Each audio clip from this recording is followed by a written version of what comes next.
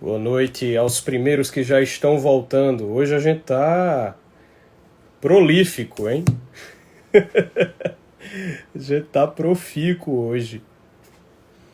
Aí o Ítalo já chegou aqui.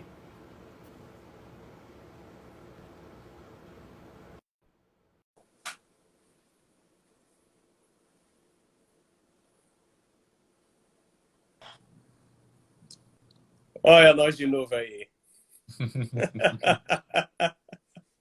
Coitado, pessoal, quer dormir e não vai conseguir. Eles estão empolgados aí. Eles estão dizendo: continua, continua, continua. Não Tinha consigo 2.500 largar. tinha 2.500 pessoas aqui, Taiguara. Olha que loucura. À meia-noite de uma quarta-feira, 2.500 pessoas aqui. Fazer o quê, né, cara? São as vantagens da quarentena, né? Vai lá, continua a tua história. A imitação. Seja meu imitador. Eu acho uma inocência muito grande, Taiguara. É... Eu acho uma inocência brutal, na verdade. A pessoa não conseguir. E pessoas boas, né? Assim, protestantes bons, católicos bons, né? Olharem para o Cristo e quererem imitá-lo, né? Sem uma mediação. Sem uma mediação. Então, como se fosse possível virar Deus, né? Então, assim, quando a gente fala assim, ó, Sereis como deuses. eu vou imitar ao Cristo, né? O que é imitar ao Cristo? O que está querendo dizer com isso? Olha, quando a gente imita alguém, é porque a gente está querendo chegar a ser o que aquela pessoa é, né? Então, se eu quiser imitar o Taiguara, o modo como o Taiguara escreve, a revista que o Taiguara fundou, sim, o que eu quero quando eu imito o Taiguara? Eu quero ser como ele, perfeito? Então, ótimo. Não tem nada de errado aí nesse pensamento. Agora, quando a gente fala em imitar ao Cristo, tem uma diferença que é absolutamente absoluta. O Cristo, ele é Deus, concorda? O Cristo, ele é Deus.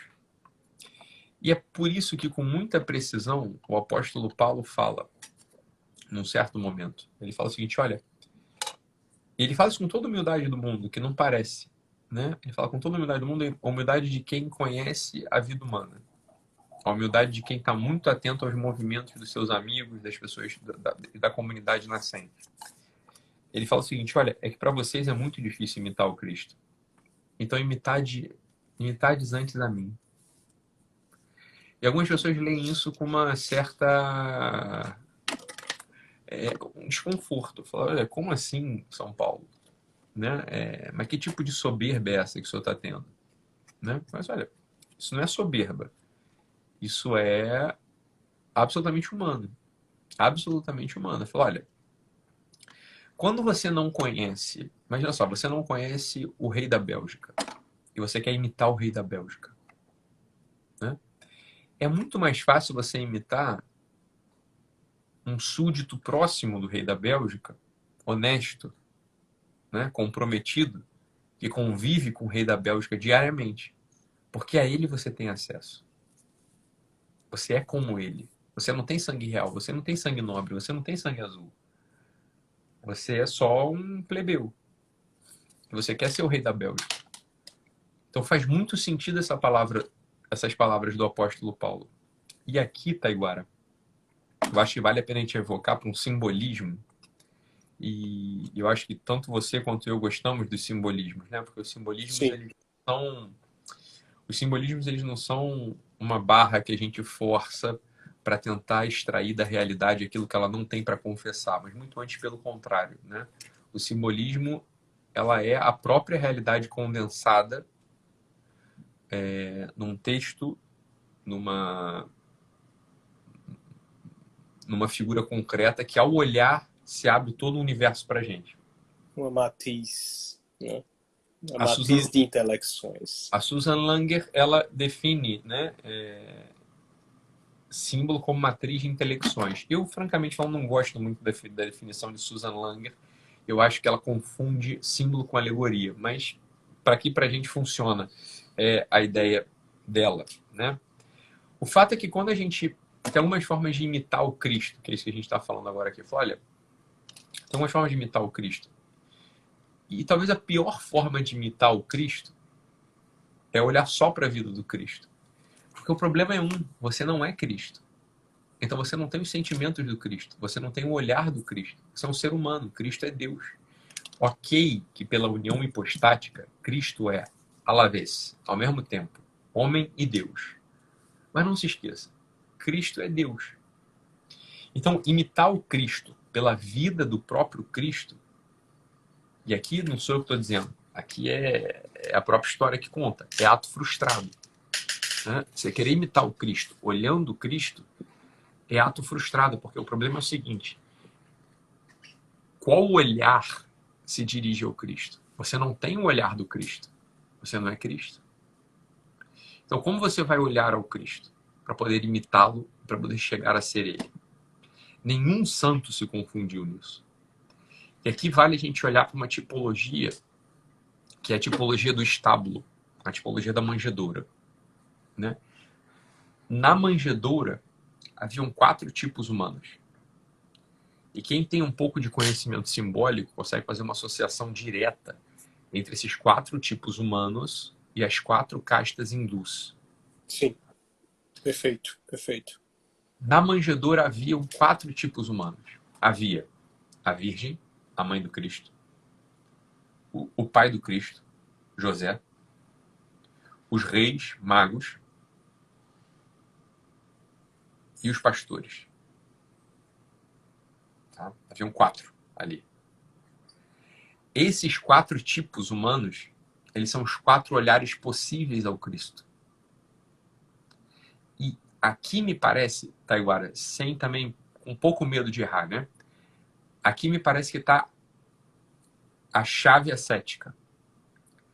Quem a gente é no olhar para o Cristo? Qual desses personagens, qual olhar desses personagens a gente vai encarnar na nossa própria vida para olhar para o Cristo e vê-lo, e encontrá-lo e, portanto, poder ser como ele? Os pastores, na tipologia hindu, eles seriam Shudras. Eles seriam aqueles sujeitos que tomaram notícia da vida do Cristo e vão desejar o Cristo para poder ter aquele conforto imediato. Falar, o rei chegou, o Salvador chegou. Agora a gente já não está mais sobre o Império de Roma, sobre o Império dos judeus. Agora a gente tem um outro Salvador. A gente vai poder desenvolver melhor a nossa atividade campesina. A gente vai poder ter um pouquinho mais de conforto, vai poder ter um pouquinho mais vai ter um pouquinho menos de desprazer. Tem alguém que chegou para salvar a gente. É um jeito de olhar para o Cristo. E uma grande parte das comunidades protestantes evangélicas olham o Cristo ao modo Shudra. Olham o Cristo ao modo dos pastores. Né? O Cristo como um serviçal para o seu desprazer. Ou seja, ao abordar o Cristo, ao aceitar o Cristo, ao ter fé no Cristo, eu espero que o Cristo me consiga um carro zero, me consiga uma casa própria, me consiga...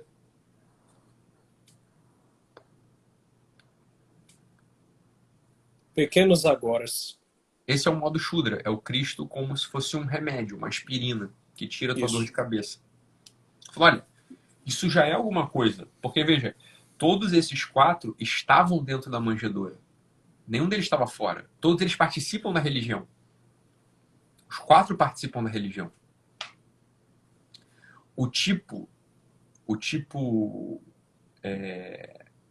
rei mago, ele é um tipo Váshya, é um comerciante. Como os reis magos abordam Cristo?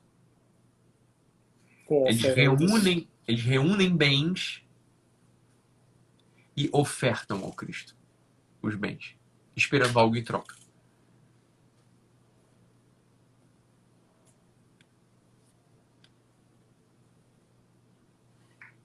É exatamente a dinâmica Váshya. É o comerciante. Olha, eu reuni bens pelo meu próprio mérito, pela minha própria... Vamos lá.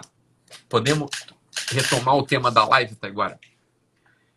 Pela minha própria virtude, eu conquistei bens e ofereço ao Cristo. Espero algo em troca.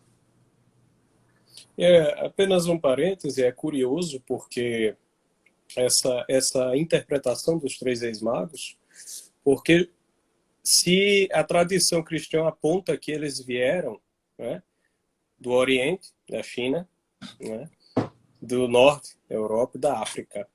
Essas eram justamente as rotas comerciais da época. Comerciais, eles são os Vaxas. Eles são os Eram Vaxas. justamente as rotas comerciais. É a tipologia universal que os hindus foram os primeiros a descrever, a cristalizar. Isso é um jeito de olhar para o Cristo. Fora, essas duas formas de olhar para o Cristo, tanto a forma pastoril quanto a forma comercial de olhar para o Cristo, olha, já é alguma coisa, já está olhando para o Cristo. Agora entenda, você não é o Cristo. Você só pode se tornar Cristo, entenda, não sendo o Cristo, mas a partir do olhar de um desses quatro. Pessoal, porque se você já é o Cristo, você já é o Cristo. Você não tem o olho do Cristo. Isso é o que falta nas pessoas. As pessoas não têm o olho do Cristo. As pessoas têm um desses quatro olhares. Ou tem um olhar do pastor, que o que ele quer? Ele quer só, ele não quer problema, ele quer a ovelhinha ali no redil dele, ele quer a vida confortávelzinha dele. O Vaxia, o rei mago, ele está comercializando, ele botou um esforço, ele botou a virtude dele em função do Cristo. Fez o mais perfeito que podia. Agora, para além do rei mago, aí que está o ponto da virtude, para além do rei mago tem mais duas figuras. Tem José e Maria. É nesse sentido que a gente fala, olha, a virtude sozinha ela é nada, ela é pouco, ela é só um capítulo da história. Porque José é perfeitamente a encarnação daquela tipologia hindu chamada kshatriya, é o nobre. Ele abriu mão da honra, ele abriu mão dos próprios projetos e ele sacrificou a própria vida, arriscou a própria vida para proteger o Cristo. Quem não lembra da história, olha, José foi avisado em sonho que o filho era dele mesmo, quer dizer, do Espírito Santo, e que ele era o pai adotivo de Cristo, né? Ele precisou matar a própria honra e estar presente, profundamente presente naquela história, né? Isso é um ato de nobreza, meu Deus do céu. Sim, é um olhar nobre para o Cristo. Falar, eu vou, independente da minha honra, independente dos meus projetos, independente dos meus planos, os meus olhos estão fitos em Cristo, para que ele se desenvolva. Para que ele se desenvolva.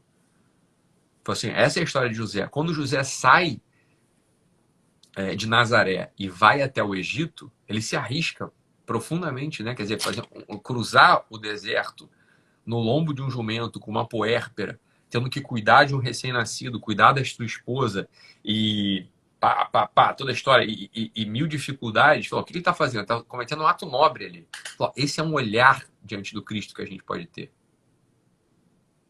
Então é nesse sentido que as palavras do apóstolo são perfeitas. Fala, é difícil você ser o Cristo. Antes, imitade a mim. Como é que você vai imitar o Cristo, meu Deus do céu? É necessário um processo anterior, imitar o olhar de quem estava olhando para o Cristo dentro da manjedoura. Perfeito, perfeito, perfeito.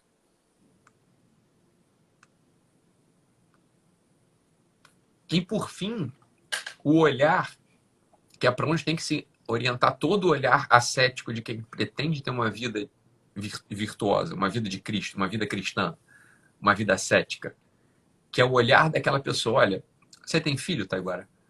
Ainda não.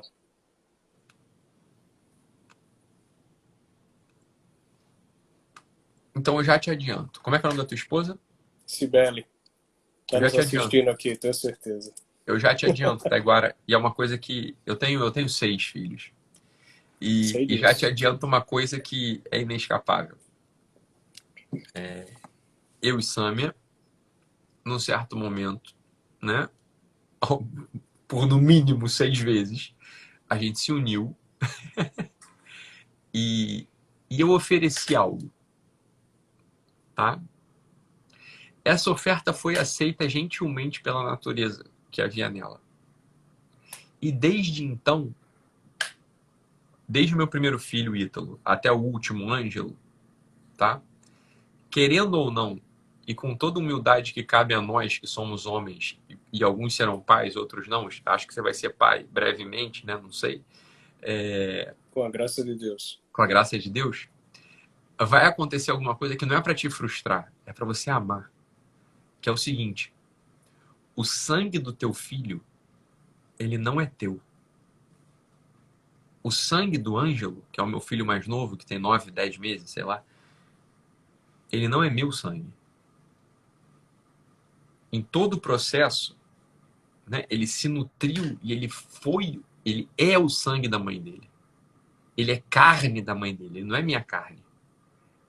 O sangue que passava na veia da Sâmia, minha esposa, o sangue que passava na veia da Sâmia foi o sangue que entrou no Ângelo. E o Ângelo foi crescendo por causa do sangue dela. Não é isso? Exato. É o sangue dela que está ali dentro. Assim como é o sangue da Virgem que está no Cristo. Então, quando a gente fala o seguinte, olha, o olhar da Virgem para o Cristo já não é mais um olhar apenas, é uma vida no Cristo. O sangue que tem no Cristo é o sangue da Virgem. Então, quando o Cristo, e é por isso que a profecia é perfeita, fala, olha, é que quando o teu filho morrer, uma espada vai trespassar a sua alma. Por quê? Porque é em você que ela está passando também. É o teu sangue que está ali. Então, quando Cristo é pregado na cruz, e o sangue dele jorra da cruz, não é só o preciosíssimo sangue de Cristo que está jorrando. Existe um outro sangue que está jorrando. O preciosíssimo sangue da Virgem. Essa é a quarta forma, a forma Brahmani, a forma de uma identificação total com a verdade. Quer dizer, Maria e Cristo são o mesmo na cruz. E é nesse sentido que a teologia, com muito acerto, chama a Virgem de corredentora. Por quê? Porque é o sangue dela também que está jorrando na cruz. Sim. Então veja, quando a gente fala assim, ó, imitar ao Cristo, imitar o Cristo é uma figura de linguagem. O que a gente pode imitar é o olhar de um desses quatro. Ou o olhar do pastor, ou o olhar do rei mago, ou o olhar do José, ou o olhar da Maria. Existe ainda miseravelmente um quarto olhar que a própria tipologia, um quinto olhar que a própria tipologia hindu indica na sua tipologia, que são os párias. Quem são os párias no estábulo? O boi e o jumento. O boi e o jumento são párias, por quê? Porque eles não são pessoa. Então, o olhar deles para o Cristo não é um olhar pessoal. Eles também estão dentro do estábulo. Eles também são fiéis. Mas eles jamais olham para o Cristo como pessoa. Porque eles não são pessoa. Exato. Eles não são pessoa. E perceba, Ítalo, os dois últimos olhares de que você falou, Nossa Senhora e São José. Ambos, você começa por São José expondo como ele é da casta nobre. Como ele pode ser relacionado ao Kshatriya. Ele inclusive é da casa de Davi, o rei. É isso que eu ia falar. São José descende da casa de Davi. Ele tem sangue nobre. Mas veja, Maria também. Maria também. Maria também tem sangue nobre. O que diferencia a Virgem Santíssima de São José nesse aspecto? A nobreza do sangue de ambos é a mesma. Ambos poderiam se dizer, né, pretendentes desse sangue real. Ambos têm esse sangue real. O que diferencia um e outro? A Imaculada Conceição da Virgem Maria.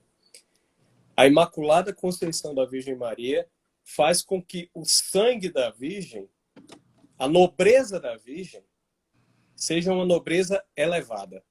Uma nobreza que já não é mais a nobreza natural apenas, a nobreza do sangue, mas a nobreza em vista do reino futuro. É o que diz Duns Scotus. Duns Scotus diz, Maria não foi preservada do pecado por causa dos méritos dela, por causa da sua natureza. Ela foi preservada do pecado em vista dos Ó, méritos de Cristo. é Então, cristocêntrica. É cristocêntrica. Maria cristocêntrica, é cristocêntrica. é isso. Então, a Imaculada Conceição da Virgem é a nobreza natural que é sobrenaturalizada. Por Cristo, ela é transformada em outro Cristo. Por isso ela pode ser corredentora. Aí é que entra uma situação que deve nos fazer nos chamar a atenção. Perceba, nós temos a imagem simbólica bastante encravada na nossa tradição dos dois corações. O coração de Cristo e o Imaculado Coração da Virgem. Muitas vezes apontados, né, na iconografia cristã de forma entrelaçada, para mostrar precisamente isso que Eu você disse, casei nesse dia, inclusive. no Dia dos Sagrados Corações. Para apontar precisamente isso aí que você falou. O sangue do filho é o sangue da mãe. Carne da minha carne e sangue do meu sangue. Né? Os corações estão entrelaçados. Mas eu gosto de uma imagem que também existe na iconografia, que é a que coloca os dois corações e o castíssimo coração de São José abaixo, entrelaçado nos dois. Como é que São José se entrelaçou aos dois corações? Esses dois corações naturais natural e sobrenaturalmente entrelaçados pelo sangue, pela carne e pelos méritos. Como é que São José se entrelaça a esses dois corações? Como é que a nobreza de São José ela pode também ser elevada ela pode ser sobrenaturalizada através do serviço? Porque São José se torna uma só carne com a Virgem pelo casamento. E uma só carne com a Virgem pelo casamento é transformado naquilo que nós rezamos na ladainha, o Pai nutrício de Jesus. Quer dizer, aquele que dá o alimento e aquele que se arrisca, aquele que pratica o heroísmo, aquele que salva o menino Jesus da perseguição de Herodes. Então, São José, ele consegue elevar a sua nobreza, sobrenaturalizar a sua nobreza, através do serviço a Cristo, do serviço ao outro. Então, unido pelo coração de Maria. É isso aí, unido pelo coração de Maria. É que não tem escapatória. Ad Iesum per Maria. Não tem escapatória. Não tem, não tem. Ou fiel, independente do credo, ortodoxo, católico, protestante, ou fiel une o seu coração ao coração da Virgem, ou ele não vai conseguir ser um imitador de Cristo. Ele não vai conseguir amar Cristo na perfeição que ele tem para amar. Não tem escapatória. Não tem escapatória. Assim, a Maria é o aqueduto de todas as graças. Ela é a corredentora. E não é uma frase bonita, não é uma frase de efeito. A gente está demonstrando aqui, humanamente, inclusive, falando. A gente começou a falar do meu filho Ângelo, falar dos teus futuros filhos. Olha, é que é esse o sangue que corre ali. E depois você falou uma coisa que é verdadeira. Falou, olha, São José está unido a Maria em uma só carne. É o mesmo coração de algum modo. De algum modo. De algum modo. Não é igual. Mas de algum modo é o mesmo coração. Aí eu volto à origem da nossa live. E a virtude? Segundo plano. A virtude tem segundo plano porque se aqueles reis magos... A história é essa, né, Taiguara? Os reis magos, antes de chegarem à manjedoura, passaram por fora da manjedoura. Eles foram a Herodes. Isso. Se ao chegar à manjedoura, e deviam ser homens muito santos, né? Eu acho que todos eles são santos, né? Os 3 reis magos são santos, né? Se eles não tivessem encontrado o coração de José e de Maria e posto os olhos aonde o olho tem que estar posto, eles voltariam com suas virtudes ao Herodes e fariam parte daquele reino do mundo. Ele botaria as suas virtudes, ou seja, o seu dinheiro, as suas posses, a sua sabedoria, a sua perícia técnica com os astros, a serviço daquilo que é extrínseco à manjedoura. Então, nesse sentido, mais uma vez, assim, ó, só a inteligência ordena a virtude. Qual inteligência? A inteligência na origem etimológica do termo, né? Aquela leitura do coração, aquela leitura por dentro dos corações.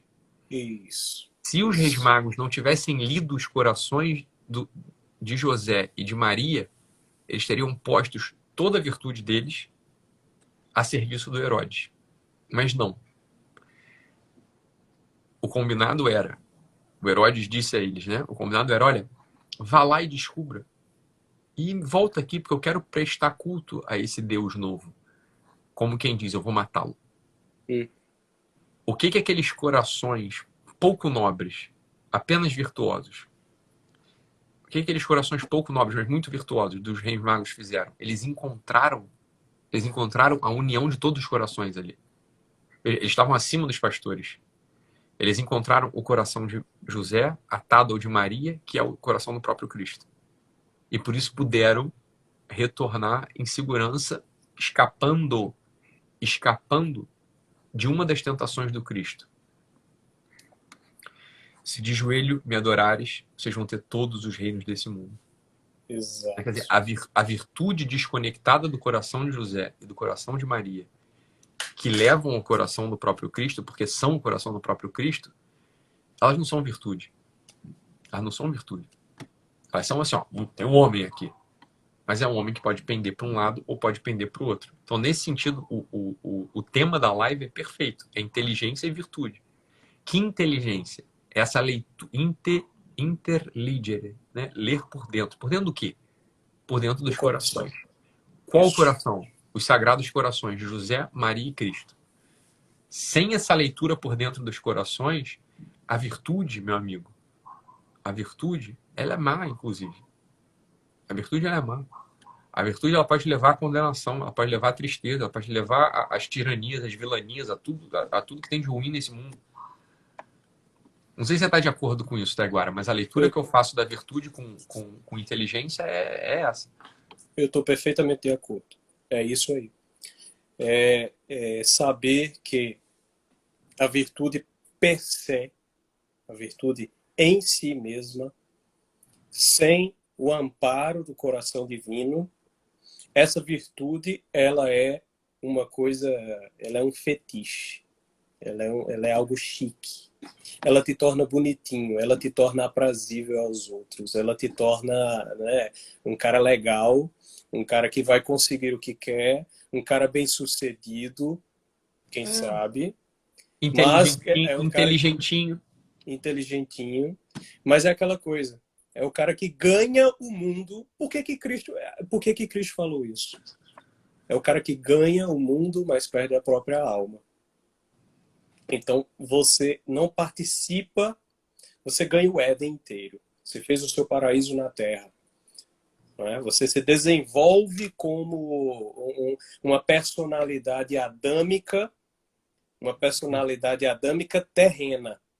Mas você não se desenvolve como outro Cristo porque você não participa desses corações, porque você não tem esse olhar da nobreza perante o coração e da natureza sobrenaturalizada. É a sabedoria do dogma católico, da natureza que coopera com a graça e da graça que não anula a natureza. E o sujeito que só busca a virtude, é triste o que eu vou falar, ele é o participante não Cristo da tríplice tentação. Porque a primeira tentação do Cristo no deserto era, olha, o Cristo estava com fome, né? E o demônio, ele não transforma pedra em pão. Porque o demônio não pode transubstanciar. Exato. Ele pode exercer um prodígio. Ele pode fazer com que aquela pedra pareça pão. Uma ilusão. E quando a pedra parece pão, você a come. Você comeu aquilo. Você é inteligente. Você é virtuoso. Você é inteligente. Você tem a cabeça funcionando. Você dialoga com o diabo. Você desenvolveu um algo próprio superior. Então você come aquele pão que pesa no teu estômago e não te sacia. Como aquilo não te sacia, você sente um vazio dentro de você.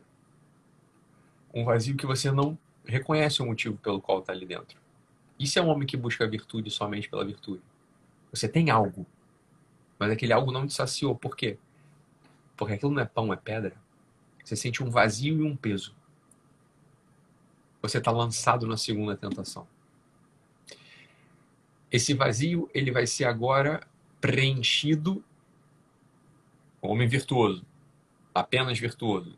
Uma virtude que não está unida ao coração de José, Maria e Cristo.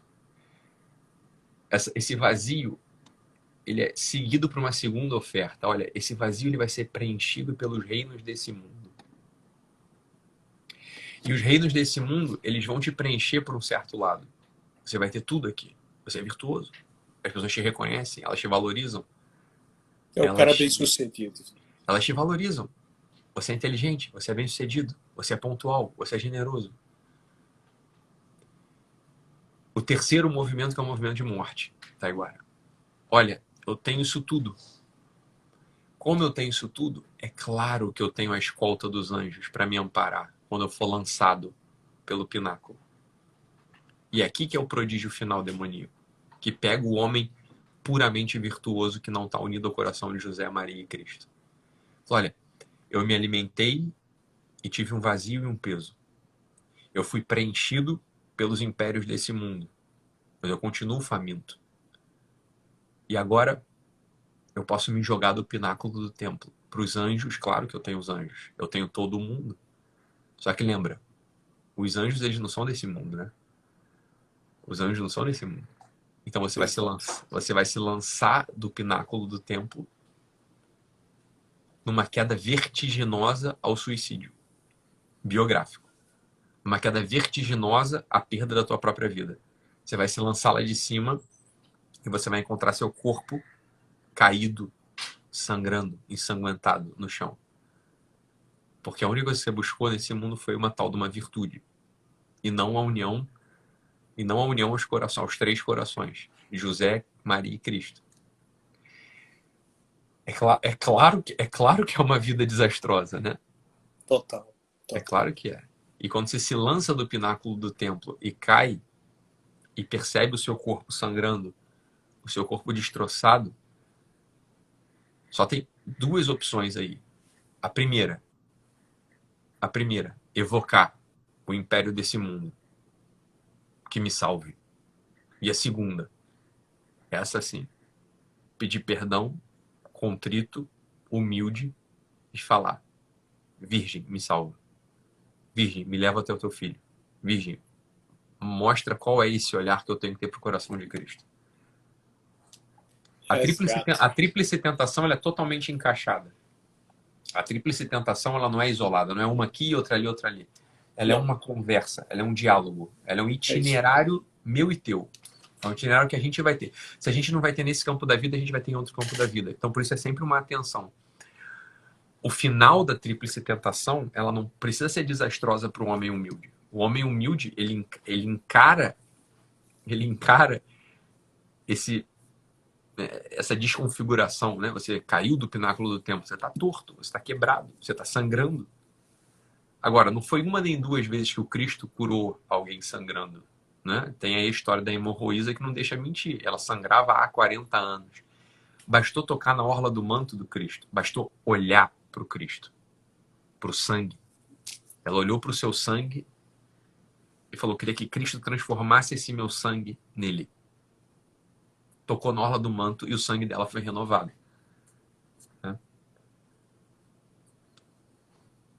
É a união com o coração. A união com o coração. A união com o coração. Exatamente, agora. É interessante que o relato das tentações de Cristo no deserto, ele termina com Cristo dando os 3 nãos à tentação, e aí os anjos vêm alimentá-lo. É aí que o maná celeste desce ao homem. Né? Quando o homem é capaz de dar esses 3 nãos, aí ele consegue se alimentar do próprio Deus, do alimento que Deus dá. Porque a primeira tentação foi uma tentativa simbólica, foi uma tentativa de remontar o Éden. Olha aqui, olha aqui, olha aqui. Olha. Tem frutos em abundância. Até as pedras viram pão. Mas só quem pode transubstanciar, isso a gente que é católico sabe perfeitamente, só quem pode transubstanciar, ou seja, mudar a substância de algo, é o Espírito Santo, e não o demônio. O demônio pode fazer um prodígio demoníaco. Ele pode fazer parecer. Parece o Éden. Parece pão. Parece um jardim. Mas ele não transforma pedra em jardim. Ele não transforma pedra em pão. Essa é a tentação na qual todos nós estamos diariamente expostos a essa tentação. Quantas pedras não são apresentadas para a gente na vida como se fossem pães que a gente vai devorar? E aí vem o vazio. E aí a humildade não aparece. Esse vazio vai ser preenchido com o império sobre o mundo. E aí esse império sobre o mundo vai se transformar numa soberba brutal. Eu posso me lançar de onde eu quiser. Os anjos me pegarão. Mas quanto mais alto a queda, né? Quanto mais alto a queda, maior o tombo.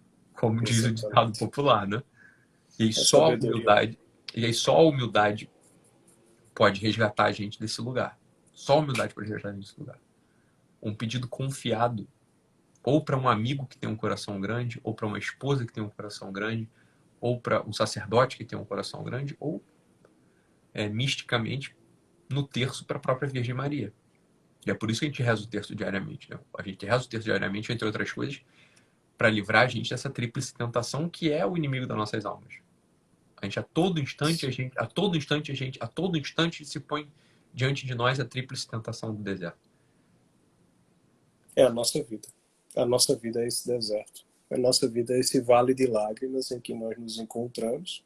E aí nós dizemos, temos de dizer, muitas vezes dizemos sim, mas temos de dizer não, não e não. Não a essas coisas todas, e sim ao Deus que se entrega. Sim. E o Vale de Lágrimas, Taiguara? É maravilhoso, hein? Porque ele não confunde, a gente não está no Éden. Se esse mundo não fosse um vale de lágrimas, a gente teria perdido. A gente teria perdido. A gente teria perdido. Por isso, o Cristo já nos adverte nas bem-aventuranças, no Sermão das Bem-aventuranças. Olha, é que há muita alegria, bem-aventurados, né? Há muita alegria nos que sofrem, nos que choram, porque eles serão consolados, nos presos, porque eles serão visitados. Porque, entenda, não existe um Éden aqui. Não estamos no Éden. Não estamos no Éden. Uma mãe, por exemplo, que quer ser mãe, mas não consegue, não engravida, fala, entendo. Existe um desejo de Éden, onde tudo é perfeito e ordenado. Tá? Assumir que não estamos no Éden e que a gente vai precisar lidar com esse mundo ao modo que o mundo é hoje, é a salvação das nossas almas. O Cristo não estava no Éden. O Cristo não teria sido crucificado se ele estivesse no Éden. Mas ele também não teria ressuscitado. Isso. Ele não teria ressuscitado. Ele não teria expiado os nossos pecados. Essa é a única maneira de transcender essa nossa realidade e sobrenaturalizá-la. É assumir essa realidade integralmente e então colocá-la diante de Deus e dentro do coração de Deus. Aí nós sobrenaturalizamos. Não é bonito isso? Do Cristo. Do Cristo. Cristo. Existe uma devoção que é bom a gente ter toda sexta-feira, que é a Humanidade Santíssima de Cristo. A Humanidade Santíssima de Cristo, assim, é olhar para o Cristo como um homem, como uma pessoa, não como teu parceiro, como teu chapa, né? Como teu compadre. Cristo não é isso. Isso é uma irreverência brutal. Né? A intimidade com Cristo é algo que se conquista ao longo de uma vida entregue. Né? No início da nossa jornada espiritual, a gente não é íntimo de Cristo. Isso aí é uma coisa que falam, mas é uma coisa que só leva as pessoas à perdição. Isso. São João da Cruz, ele fala que se deve ter cuidado com esses consolos espirituais que nós recebemos no início da jornada espiritual, em que a gente acha tudo belo, que a gente sente muitos deleites, muitos prazeres na oração. São João da Cruz disse, olha, toma cuidado com isso aí, porque logo, logo vai ser retirado. Logo, logo você vai se encontrar com o deserto que o mesmo Cristo passou. Sabe por quê? Porque tudo no mundo é ordenado. E não é à toa que as coisas estão aí, né? Existe um ciclo cósmico, que é o ciclo que a gente foi criado aqui dentro. A gente está aqui nesse mundo. Né? Existe um ciclo cósmico que é a primavera, verão, outono e inverno. Existe uma primavera espiritual onde tudo é perfumado, onde tudo floresce, onde tudo é úmido e aerado. E em sequência vem o verão. O verão já é aquela primeira batalha que a gente tem, e aqui serve para tudo, mas é uma batalha espiritual. Por quê? Porque no verão, o verão entra um princípio de secura. Ele é quente e seco. A secura já é a ruptura. Fala, ó, ainda existe uma expansão. Eu ainda tenho os desejos, eu ainda tenho as alegrias, eu ainda tenho a memória da primavera. Mas já tem uma secura. Fala, olha, você é você. O Cristo é o Cristo.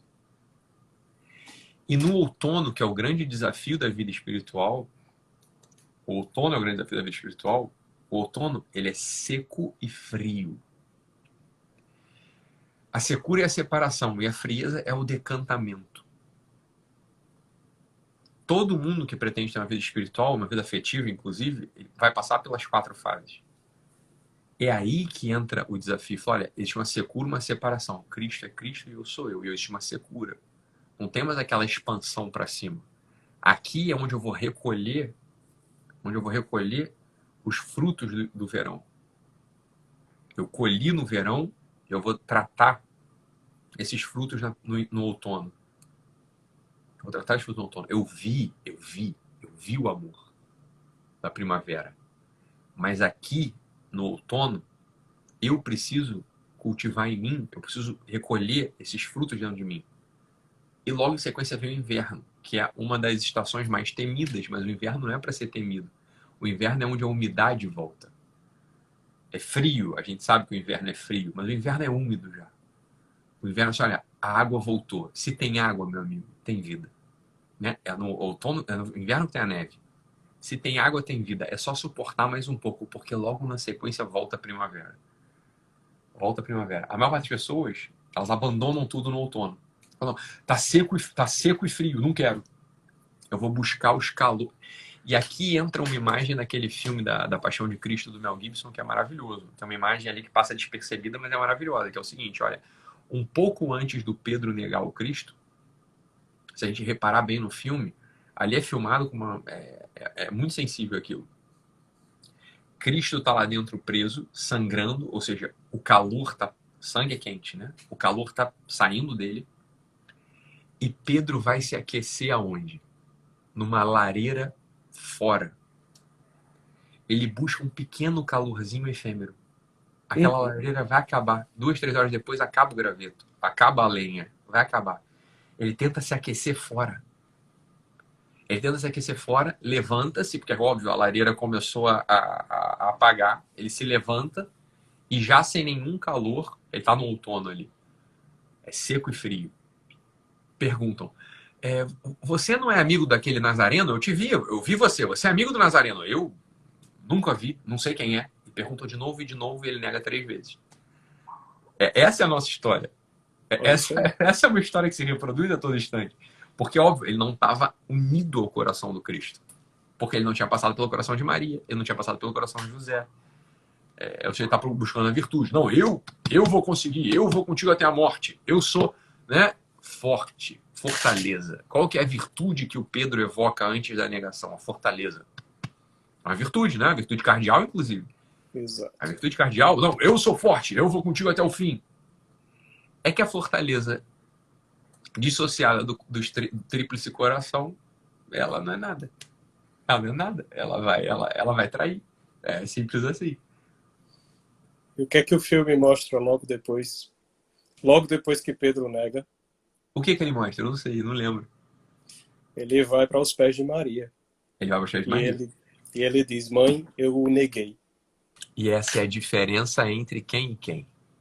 Judas e É Pedro. isso aí.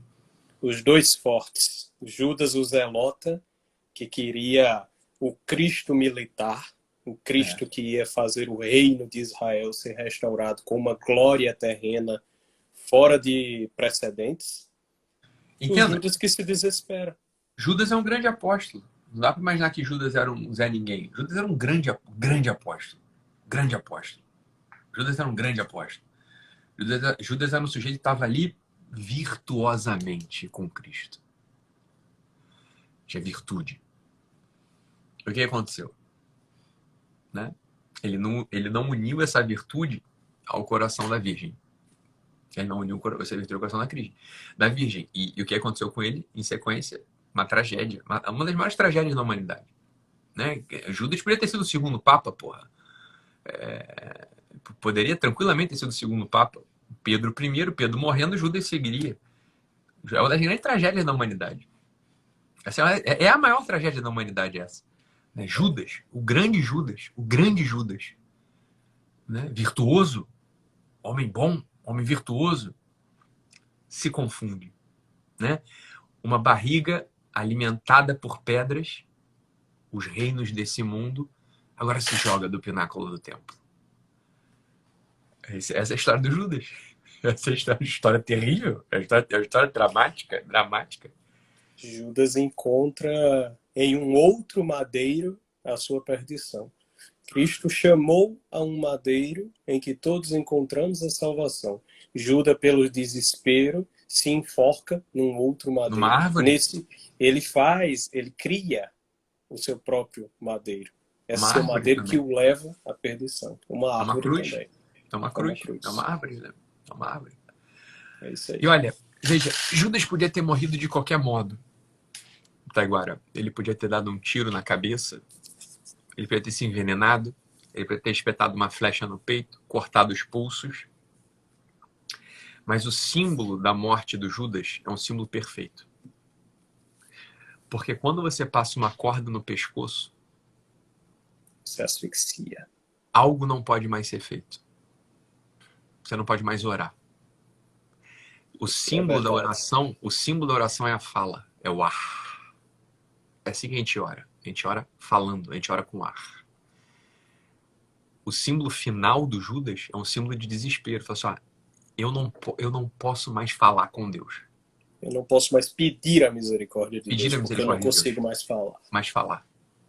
É claro que o símbolo final do Judas é o símbolo do desespero do homem. É aquele homem que não tem no Cristo o interlocutor amável. Ele não pode mais falar com a Virgem. Fala, Virgem, me ensina a amar. São José, me ensina a olhar o Cristo. Pedro, me ensina a olhar o Cristo. Ou então, Pai, ele não pode falar. Fala, Cristo morre numa cruz com um pulmão plenamente livre. Ele pode falar o que ele quiser. Ele pode falar, inclusive, Pai, por que me abandonaste? Ele pode falar, Pai, perdoa eles que não sabem o que fazem. Pai, recebe o meu espírito. Ele não estava asfixiado. Ele está pregado.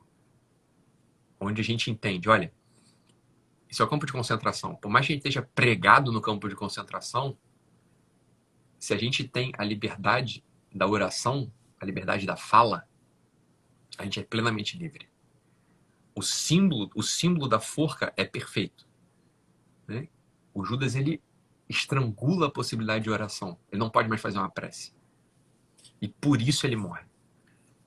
Sabe o que é que o Judas fez, Ítalo? O Judas se privou do verbo. Ele se privou do verbo porque não pôde falar. Não pôde falar. A oração, ela é a nossa comunicação, é a nossa participação. A nossa participação no verbo. Nós participamos do verbo através da oração. Total. E aí, Judas se perdeu nisso. Judas se priva desse verbo, por isso não pode se identificar com ele. Claro. Ele poderia ter se jogado de uma ponte, ele poderia ter tido vários tipos de morte, mas ali assim, ali tá a morte simbólica, a morte do homem. Assim, é assim que um homem morre. Não é capaz de falar a Deus. A morte é isso. Você não ora mais, é asfixia, você não fala mais. Por isso ele se enforca. É isso aí. Muito Bom, Taiguara. Obrigado. Muito bom, Ítalo. Obrigado por essa live, viu? Eu que agradeço. Que live, cara, que live. Eu que 3 agradeço. lives. 3 lives, exatamente. Muito bom, Taiguara. Excelente, excelente. Isso foi excelente. Pô, não tenho outra palavra para definir. Excelente. Que Beleza. conversa, cara. Que Muito conversa. bom, muito bom. Teremos outras, com certeza. Teremos outras. Foi excelente, foi excelente. Obrigado mesmo, viu? Tá bom, fica com Deus, Taiguara. Você também, Ítalo. Deus te abençoe. A Amém. Virgem Santíssima te proteja. Continuemos unidos aí através dela. Pessoal, agradeço aí para todo mundo que ficou com a gente até agora. Foi um momento único, foi uma live excelente. Tenho certeza que vocês gostaram, senão não estariam conosco até agora. 1h Printem aí para gravar esse momento e marquem a gente aí. Chama o pessoal para assistir, porque isso aqui foi muito bom. Foi muito bom mesmo. Obrigado, Taiguara. Fica com Deus, cara. Um abraço, meu Deus irmão. Fica com Deus, viu? Deus te Até abençoe. mais. Tchau, A tchau. Sâmia estava te chamando para jantar ainda há pouco. Eita, Tá? ferro. Tá bom. Um abraço. Beleza. Fica com Deus. Abraço. Tchau, tchau. Tchau, tchau.